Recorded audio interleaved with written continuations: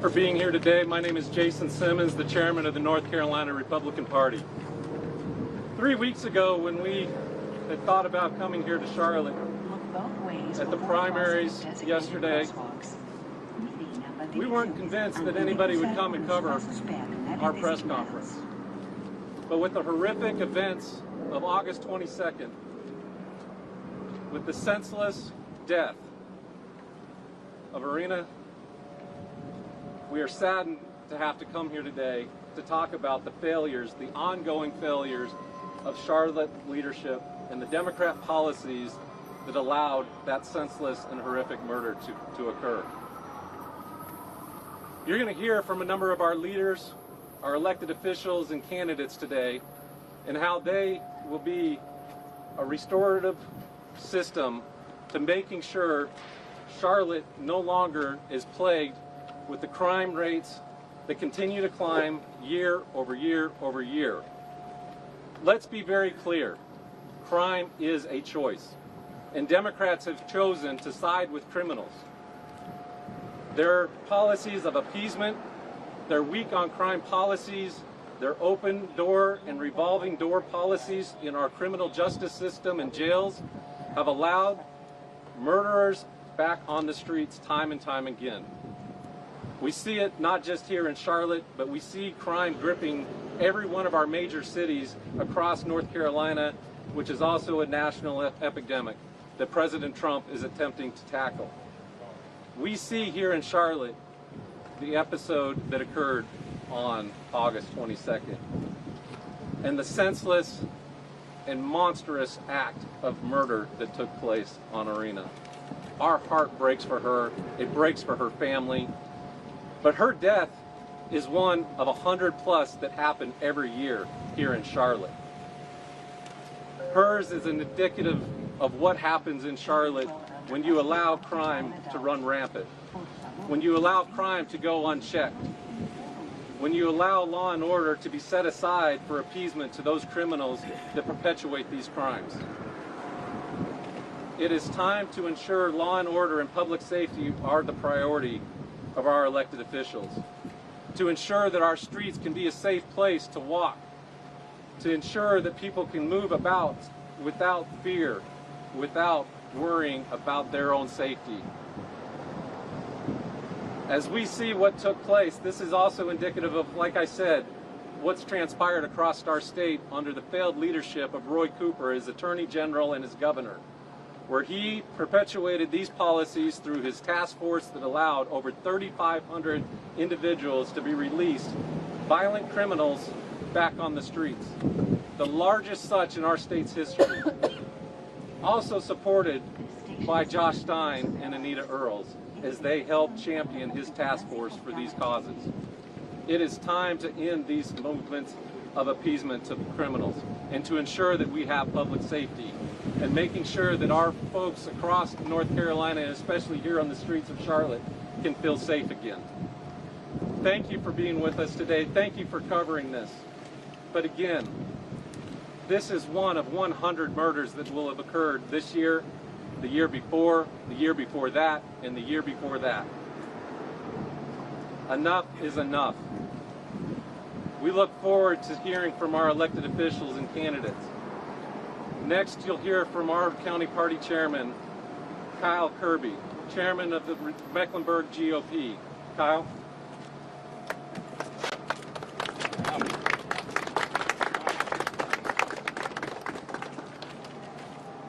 My name is Kyle Kirby. I am the chairman of the Mecklenburg County Republican Party.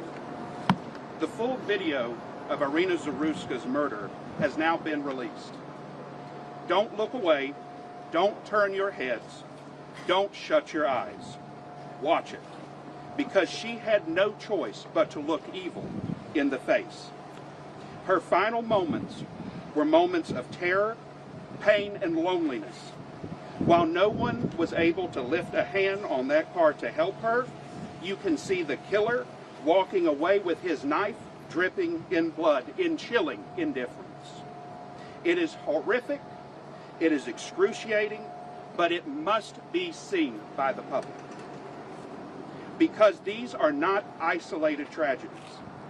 This is a result of failed policies, weak leadership, and a judicial system that protects criminals instead of innocent individuals. What the Democrats call restorative justice looks like Iryna Zarutska's murder. The suffering of you and your loved ones for their gain. Shame on the Mecklenburg County justice system. You failed to incarcerate an individual who had been arrested previously 14 times. Shame on the civic leadership of Charlotte. You failed to protect the very people you swore to serve. And shame on Mayor Lyles. You failed to offer anything other than platitudes and pandering instead of real, meaningful leadership. Iryna Zarutska died because of the Democrat policies in Charlotte, Mecklenburg. Woke politics that perpetuate cashless bail and refuse to prioritize public safety over appearances. But we have seen these horrific images. The knife dripping in blood, her panic, the silence of others around her. These moments sear into our minds. But let it also ignite our resolve that we must not stand by and watch the Charlotte that we love also die in silence. The time is now to end the experiment of single-party, soft-on-crime governance in Charlotte, Mecklenburg. The time is now to demand cash bail for multiple-time offenders. The time is now to treat criminals like accountable individuals and not entitled persons. So hear me now, Charlotte. On Monday, September 22nd, 30-day anniversary from the death of Iryna Zarutska, at 8 p.m. at the East-West Boulevard Light Rail Station, I call on every able-bodied Charlottean and person in this city who is concerned about crime to turn out to a candlelight vigil in Iryna Zarutska's honor. We will stand shoulder to shoulder, defying silence and showing the world that we will not let her death be erased by complicit media partners. I call on people from every background, every political stripe, every nationality, join us now. Help end the woke narratives and the broken leadership and the system that sacrificed this woman's life to evil. Remember, Iryna Zarutska survived in Ukraine in a bomb shelter. In war-torn Ukraine, she made her way from that country to Charlotte, seeking refuge and promise, and she was given the edge of a knife. She died because of our complacency and what we have allowed to perpetuate in the Charlotte municipal and county government. Iryna, I'm sorry for that. This November, wake up. Charlotte, wake up. Vote to defeat the agenda that has cost her life. Vote to restore safety. Vote to restore common sense. And vote to restore accountability in Charlotte, Mecklenburg. I implore you to vote for new leaders now. Thank you. Chairman Abdul Ali of the 12th Congressional District, my friend. Again, my name is Abdul Ali, and I am the chairman of the 12th Congressional District Republican Party. What happened to Iryna Zarutska is an absolute disgrace, a total failure of leadership here in Charlotte.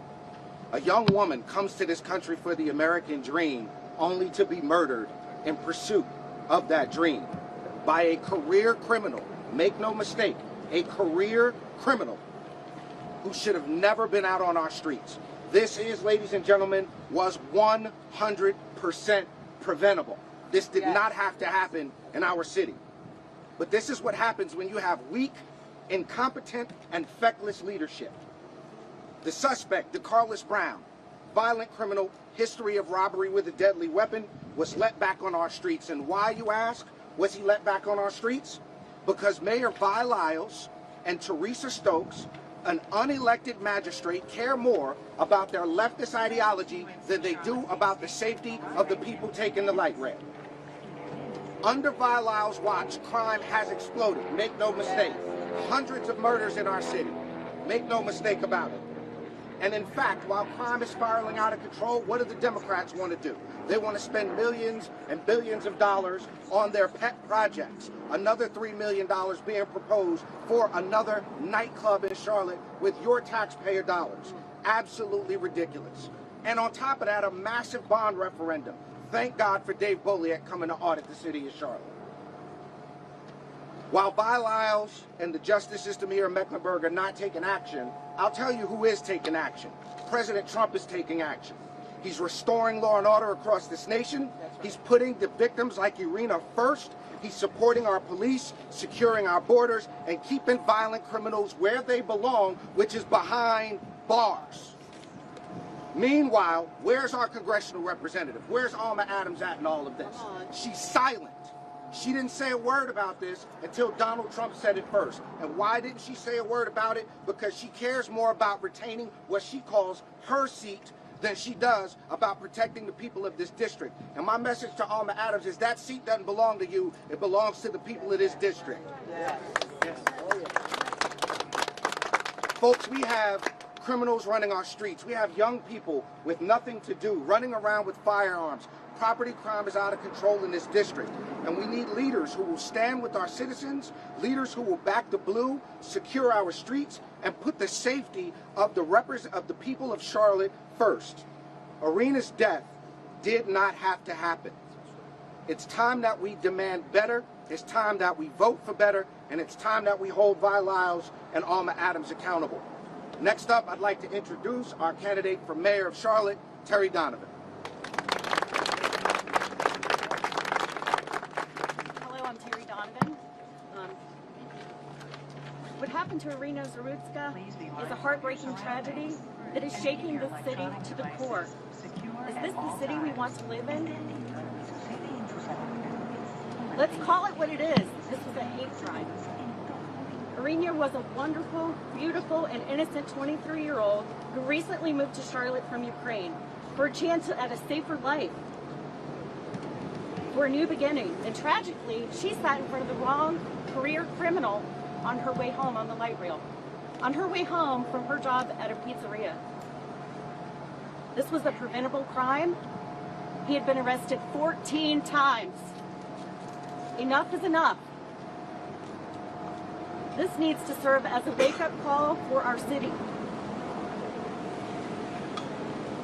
We all demand change. We deserve better.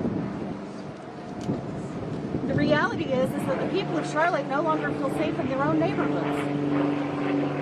With over 17,000 property crimes in the first half of this year, 8,000 vehicle larcenies and theft, and an average of 4 violent crimes per day. This is no longer a matter of voting red or voting blue. This is a matter of voting for common sense. We all have to unite, and we have to have new leadership in Charlotte. We all deserve to feel safe in our neighborhoods. We cannot keep electing the same career politicians who can't even enforce the most basic items, such as transit fares. We don't deserve change. We don't just deserve change, we demand change. Thank you. And I would like to introduce James Bowers next.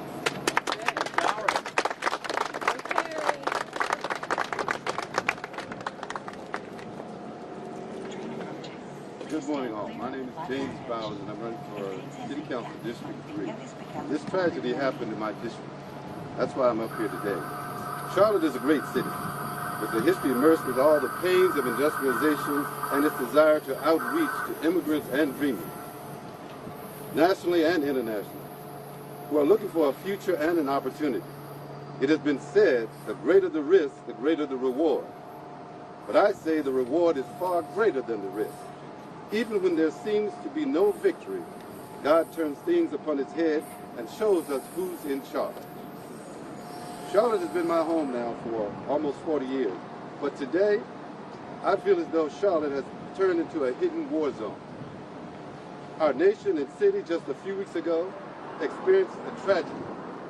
An evil spectacle presented its ugly head to our once family-centered community.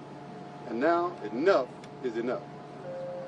I've had enough of those leaders who pacify these horrible acts and pretend this isn't what it is. It is and was wicked and not the Charlotte we deserve. Iryna Zarutska was one of God's creation, and just like you and me, she deserved to live her life without thinking that my leaders don't have my back. But it's not what happened to Iryna only. It's time after time, again, where violence, gangs, low police morale have been weighted against the people who don't feel safe in their neighborhoods or on the streets. And I'm not going to just sit back and watch it happen if I have anything to do with it. We're standing up today in solidarity against this evil spirit which plagues our city, its people, and works against those ordinary and less talked about ideals like safe streets, safe neighborhoods, and a safe ride on public transportation. Is anyone getting the message? It's past time for a change in leadership in Charlotte, and today is a clarion call for all of Charlotte to stand up and say, enough is enough. It's time for new leaders who love Charlotte and its people, leaders who won't allow lawlessness and to rule and cower from making the right decision to take bad actors off the streets. And let them know there's a new leadership in Charlotte. Let them know if you do the crime, you will pay the time. Charlotte belongs to all its citizens, and all who live here must go on and let their voice be heard on November 4th for a change. Enough is enough. It is with a humble heart I am directing my campaign to contribute $1,000 to Iryna Zarutska's fund, because what happened to her could also happen to one of our daughters and one of our sons. Her assignment here on earth has ended, but she will be in our hearts and minds forever. I pray that we will all look deep within our spirits and hearts to discover that the blinders have been taken off. And now we can all see those things we've been talking about and need to change. Let's stop now for a silent prayer for Charlotte and Iryna's family.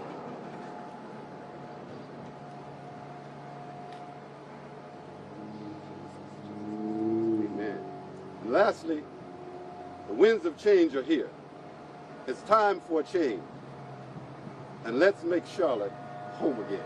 God bless Charlotte, and God bless the United States of America. And now I'd like to introduce Krista Picard.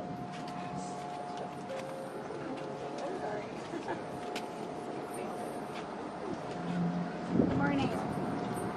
The first City Council Democrat just had a press conference this morning, and he did so 3 weeks too late. It was a message of now is the time to take action. The citizens of Charlotte are asking, where has the action been? Some of our council members have been on council for over 10 years, and they are failing our citizens and they are failing our city. The voters of Charlotte are now awake. I'm asking what has prevented them from taking action for 10 years, and then I need the voters of Charlotte to ask, why should they trust that they are actually going to take action now? They had the opportunity and they have not done so. It is a time for change in Charlotte, and I hope that the voters have woken up. I want to thank the police officers in our city for doing their job. They are putting their lives on the line every single day to protect us. It is now time for our leaders to step up and do theirs. Thank you for taking this time to do this. It is important, and I hope the voters of Charlotte will wake up and understand that new leadership is on the horizon, and it's needed now more than ever.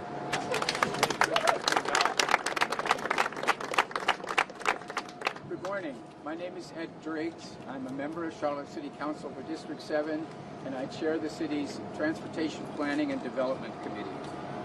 Today, we mourn Iryna Zarutska. we are shocked and horrified at the graphic images of the crime that was committed against her. This crime is particularly heinous because she was an innocent, defenseless young woman, because she came here from Ukraine, a country that is heroically fighting our enemy Russia and has discredited them as a superpower. Because her assailant was a mentally ill, prior arrestee, had been in the system. How could all of this happen? We are shocked, horrified. We are also angry. Yes. We are angry. Yes. We are all angry. Not just Republicans, all of us. To have something like this happen in our city is an insult to everybody who lives here. So, the only good news, I guess, to come out of it, I will emphasize the fact that you cannot have quality of life in a city where you're not safe. So, if you are concerned about the difference between a criminal and a mentally ill person, do not be. They need to be confined. Yes. The public needs to be protected from them. Yes. Afterwards, you can worry about whether they ought to be in a treatment center or a prison or where they should be, but they cannot be out in circulation. Yes. All of these prior offenders, and again, people with mental disturbance who have demonstrated a propensity for violent crime, they need to be taken out of circulation. The only good news I can say to come out of this is it has galvanized some action. So the city of Charlotte, for example, is calling in off-duty police officers and increasing manpower. CATS has increased its security efforts, has tripled in the last couple of years its budget for security. There is now a huge amount of focus on these issues. We will, in the future, in the next weeks, we will see people on bikes and UTVs patrolling and on call, available to intervene in dangerous situations. And going down the road, if we're able to proceed with our mobility plan, the new authority is going to have its own police force. It's going to be a whole different security situation on public transportation if we get the resources and are able to proceed with our plan. I have to emphasize, as has been noted, a lot of this is not about the Charlotte City Council in the end, and as a 12-year council member and one of 2 Republicans that whole time, I have advocated for more funding for police. I have advocated for tougher enforcement, more aggressive enforcement. But now we have an opportunity. I think everybody is paying attention. The country is paying attention. So we do mourn Iryna today. All I can say is if the result of her death is that there is a heightened awareness of safety and more steps are taken to keep us safe, she will not have died in vain. Thank you. The next speaker will be Edward Peacock, my council colleague.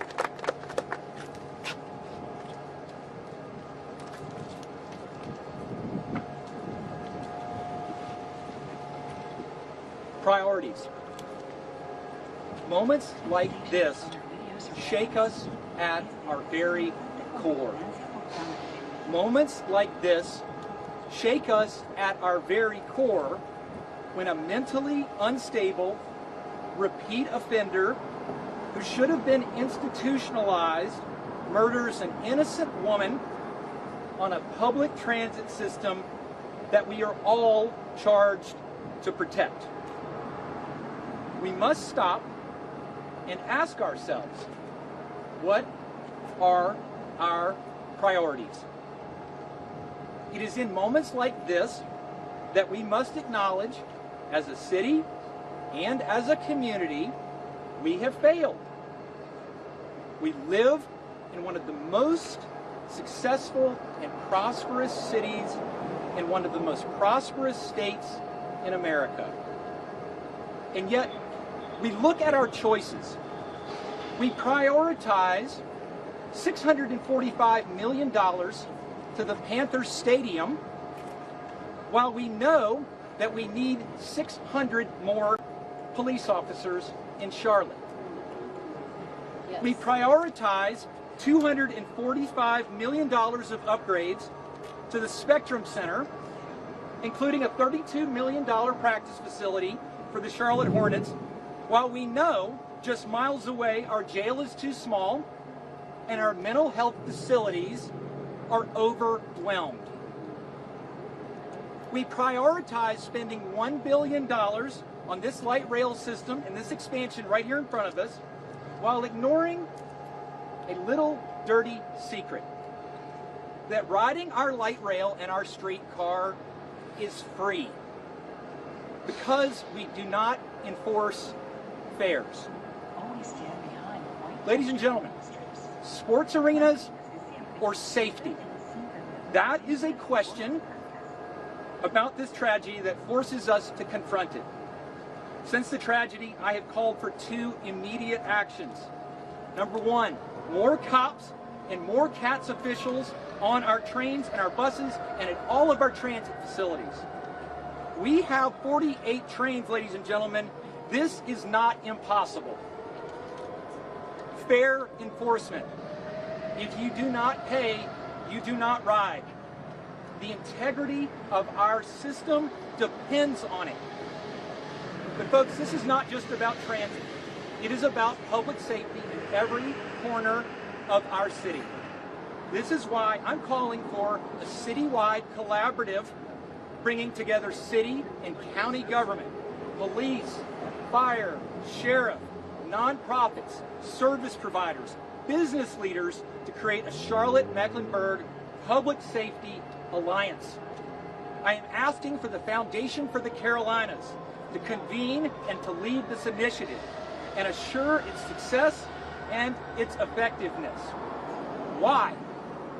Because this is the very organization, ladies and gentlemen, that rallied and convened our community when Charlotte found out that we were ranked 50th out of 50th for economic mobility. I served on that board for 3 years, and it's through their leadership that Leading on Opportunity Council was created. And within 8 years, we've moved from 50th to 38th.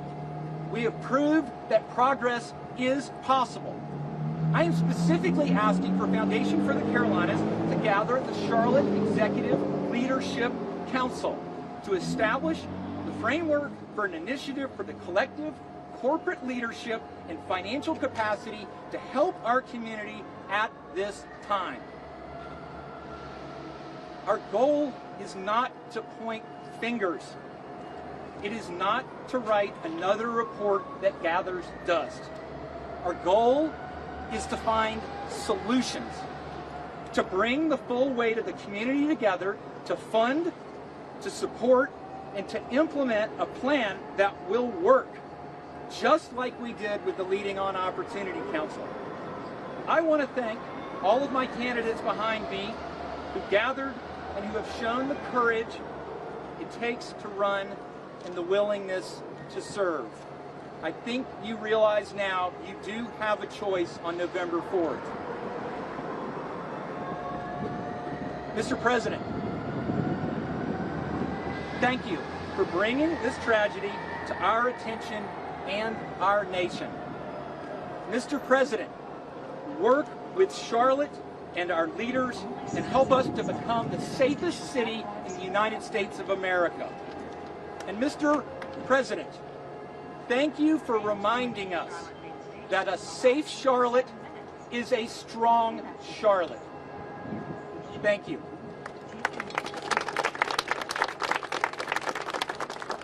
Ladies and gentlemen, I can think of no better way to close out this meeting than to welcome up my friend Tatiana Thulian, who is a native of Ukraine. She immigrated here legally from Crimea. She's also a member of Opera Carolina. We'd like to ask her, and we'd like for you to join with us in singing our nation's national anthem.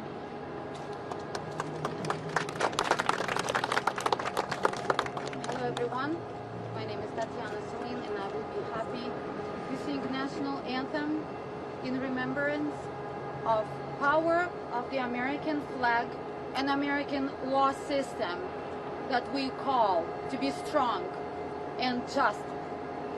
We're saying to President Trump that took our call for action, we submitted to him.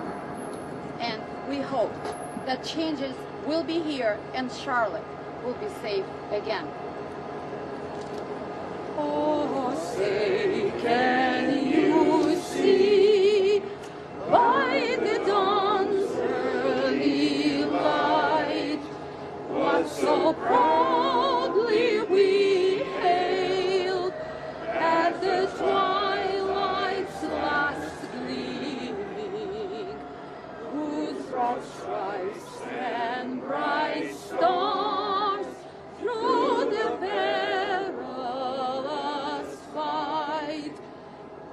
the ramparts we watched was so gallantly streaming, and the rockets rank where the bombs burst in, gave proof through the night that our flag was still there. Oh, say does the star-spangled banner yet wave? Oh, the land of the free and the home of the brave. Woo! Thank you.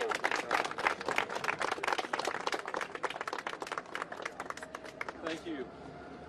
Iryna Zarutska's life was taken too early.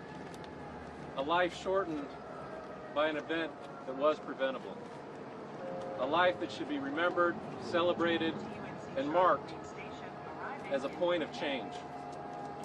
To be able to turn away from those liberal policies that took her life way too early, as well as those that perpetuate it. We will now take questions. Yes, Jason, right here. Please. I'm Nick Delicano with WSAE and NPR. So I've heard a lot of speakers today blame Mayor Lyles and Democrats for being soft on crime. Can you name a specific city or county policy that led to Mr. Brown being free on August 22nd? Yeah, we continue to see the policies of cashless bail, where you continue to see policies that allow a revolving door within our courts and within our judicial system to occur, to allow individuals like Mr. Brown to perpetuate the crimes that he did. Yes, Next but isn't question. bail policy set by state law? And so, And as we not heard by city or yesterday county. from Speaker Hall, they are in the process of the General Assembly reviewing all these laws that would allow individuals like Mr. Brown to be back on the streets, and we look forward to the General Assembly coming back. Yes, sir. Yes, going off of that, House Speaker says he wants to address pretrial release and look at new rules for magistrates. You have a working supermajority. How soon do you expect that legislation to be taken up by the General Assembly? Sure, you heard from Speaker Hall yesterday where I believe that he's in the process right now of assembling his teams to be able to take a look and bring this short order to the General Assembly for consideration. Yes, sir. I'm curious, we're talking a lot about the light rail and the tragedy that occurred.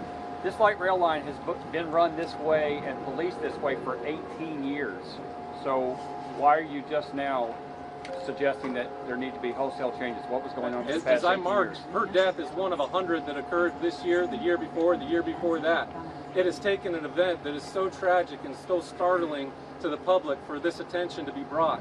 As I mentioned at the start, over 3 weeks ago, we had considered coming here to talk about the municipal elections, to talk about the individuals that have run this city for far too long and the policies that have allowed this city to crumble. We look forward to change coming and being able to make sure that North Carolina and especially Charlotte does not continue to see record high homicide rates that are over 100 per year, everybody. Hundreds of lives taken far too short. Next question. Mr. Chairman, yes, I know speakers have highlighted Mr. Brown's long criminal record, but the night of the stabbing, he was he was facing a non-violent misdemeanor and had been ordered to undergo a mental health evaluation. Are you saying that judges should detain people indefinitely based on past crimes rather than current charges? You saw with the criminal charges as well as what did not take place in many of the documents that we are continuing to see and will allow DOJ as well as the state system of the judicial system to play this out. But it does appear that this is an individual that should have received far more attention than he received to be put back on the streets. Yes, sir. One other point on this, and this is exactly why public media is defunded in this country. Instead of talking about why a person who was robbed people, who physically harmed people was locked up, we want to wonder about the past and what he was out on now. This young man murdered somebody, plain and simple. This young man had mental issues and had no business on the streets. And shame on NPR for asking such a ridiculous question. Question for the county chair. Jason, the magistrate, the magistrates here, in particular, a couple of magistrates in this particular case have gained a lot of national attention.